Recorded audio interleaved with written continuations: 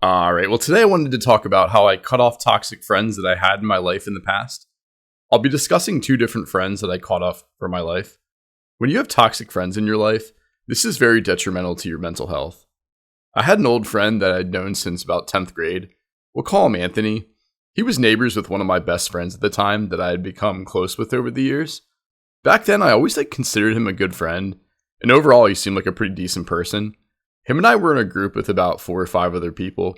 In the group, it was his twin brother, this girl Megan we knew. We'll call her Megan. And there was a guy who was kind of mentally challenged. We'll name him George. And then there were our other 2 friends. As time went on, I noticed he got more cocky, and he would start to talk down to pretty much everyone in the group. I remember there was this one time Megan asked to take a group picture while we were out at a restaurant, and he flipped out saying, "No, Megan, we're not taking a fucking picture." At the time, I thought he must be having a bad night or something. And to give you a visual, him and his twin brother, they're both Italian. They're both about 5'8", and they have thick dark brown hair, just to kind of give you some context. It's funny because his twin brother was a super nice guy, super nice, sweet guy, nicest guy in the world. And then Anthony was, like I said, as time went on, he just became more and more of a dick. And I just noticed that he would do this sort of thing more frequently. I remember our other friend threw a party at his place for New Year's the one year. And I remember George had kind of walked up to him while he was in a conversation with someone else. And I remember Anthony saying, "George, I'm in a conversation. Don't interrupt me." And then when I heard this, I came to the realization that this guy had just turned into a huge asshole. I've never been a fan of people that talk down to others like they're better than them. It's always been something that really bothered me.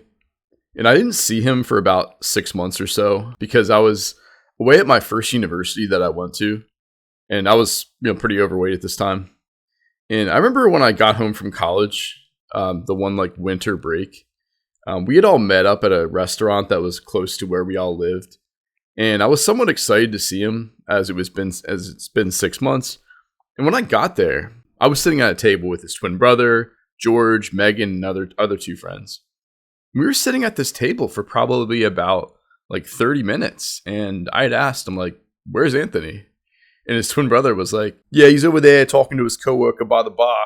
Anthony was a server at a nearby restaurant. It was a fairly upscale restaurant that he worked at. And I guess he was friends with his coworker. And we were all wondering when he was going to come back to the table. So I said, I'm like, "Damn, this guy sees his coworker every day at work, and we haven't seen him in a long time. What's going on?" This kind of put a pretty bad taste in my mouth, to be honest. And he had never really talked down to me that much up until this point. But I saw him talk down to pretty much everyone else in the group at that time. And I was kind of feeling pretty pissed that he was just kind of sitting there at the bar with his coworker for an hour at this point until he finally came back to the table. When he got back to the table, he saw me and didn't even say hi and just sat down, and he started texting on his phone and just kind of ignoring everyone. He had the vibe of that he's better than us. We were just finishing up our food, and I remember everyone finished before me. And the first thing he said to me was, "Waiting on you, buddy, hurry up." And I then said to him, I was like, "Dude, what the fuck are you in a hurry for? You've been sitting over there all night." I kind of said what everyone else was thinking, and he was like, "I was talking to my coworker," with this cocky grin on his face. So I said, "Dude, you see your coworker every day, and most of us haven't seen you in a long time." And then he's like, "I don't give a fuck." And he said it pretty loud. He tried to sound really tough and authoritative. And it just got really awkward from there. And no one else really said anything. And then once the check came, he immediately paid his check, and he got up and walked out of the restaurant before everyone else did. And at this point, I was pretty much done with this guy. I was really done. And then I had transferred to a new university the following year. And he had also attended this university, and we ended up running into each other on campus. And he was like, "Yeah, man, we should get lunch together sometime." I still had a sour taste from the last time I saw him, but I figured I would, give him one more chance. I try to give people another chance whenever I can. We agreed to meet up on campus in the university food court. And I remember arriving at the time we agreed upon, and he was nowhere to be found. I gave it about 20 minutes and then I texted him and got no response until like later on that day. Remember, he texted back saying, "Oh, I forgot." And at this point, I decided to be just done with him, as I had had enough. You know, if someone acts like this, in my experience, it's just best to cut them off. You just don't want to have a friend that, one, talks down to you, talks down to other people, acts like they're better than you, and doesn't show up for a time that you agreed upon. And I haven't seen him since, and I can honestly say that my life has gotten much better since he's not a part of it. Then there was another friend that I grew up with that lived in my neighborhood. This friend was much, much harder to cut off because I knew this guy since I was like 7 years old. He was definitely one of my best friends growing up, and we pretty much did everything from like racing bikes around the block, playing basketball in the driveway, tackle football, manhunt, capture the flag, like all the the 90s games that you would play outside. Like we did them. Like, and growing up, he was always kind of an asshole, but he never really put me down too much or really messed with me that much. I was pretty skinny growing up, so he kind of thought he was like tougher. Like sometimes he would like put me in a headlock or like, you know, try to put me in a headlock, give me a noogie or something like that.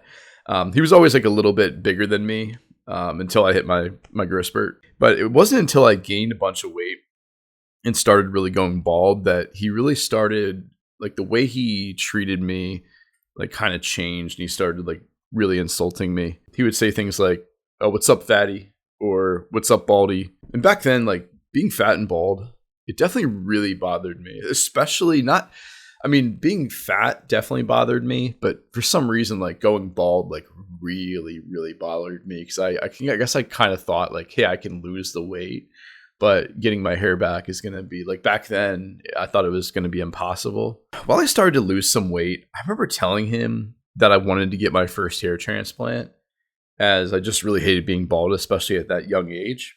I remember him like laughing and saying, he's like, "You want to get a hair transplant? Like, dude, just accept that you're a baldy and move on." And it's like the way he said it was very like condescending.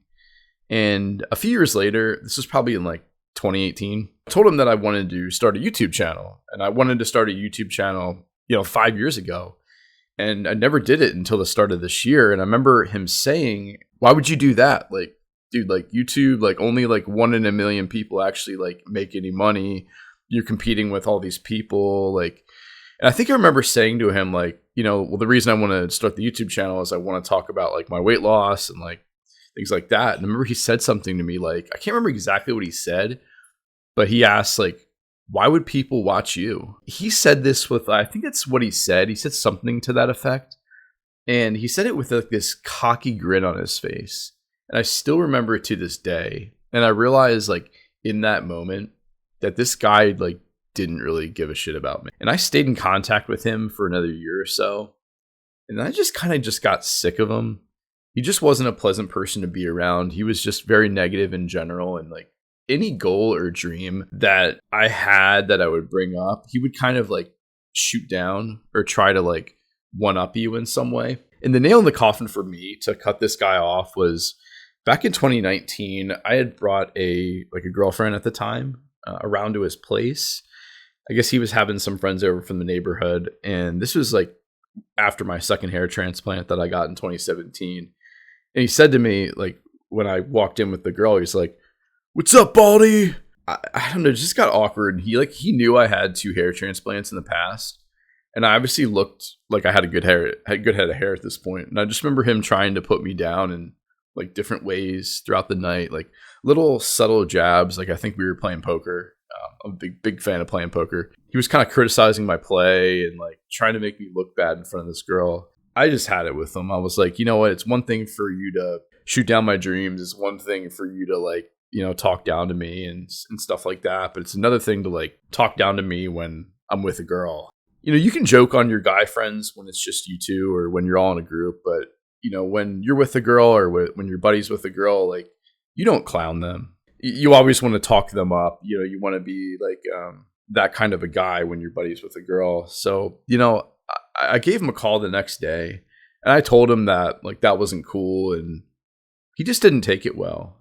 He was like, "Dude, I was just kidding. Like, chill the fuck out." Like, he didn't everything that I was saying, like, and talking about, like, he just didn't care. And I don't know, after this, like, our friendship kind of fizzled out. And I think moral of the story, it's not healthy to have toxic friendships and deal with people that constantly try to put you down or belittle you or talk behind your back. And I know it's really hard to cut off good friends that you had, especially if you grew up with that person. That's the really hard part because you remember all those like childhood memories. If you have a toxic friend that is, doing these things, it's better to cut them off. It's better to end that relationship, because I found that when these two guys were not in my life just got better. Like, my life just got more peaceful over time, and I just wasn't dealing with any of that like toxicity. Well, if you've enjoyed this video, feel free to give it a like, feel free to comment down below, and feel free to subscribe. Until next time, ladies and gentlemen, take care.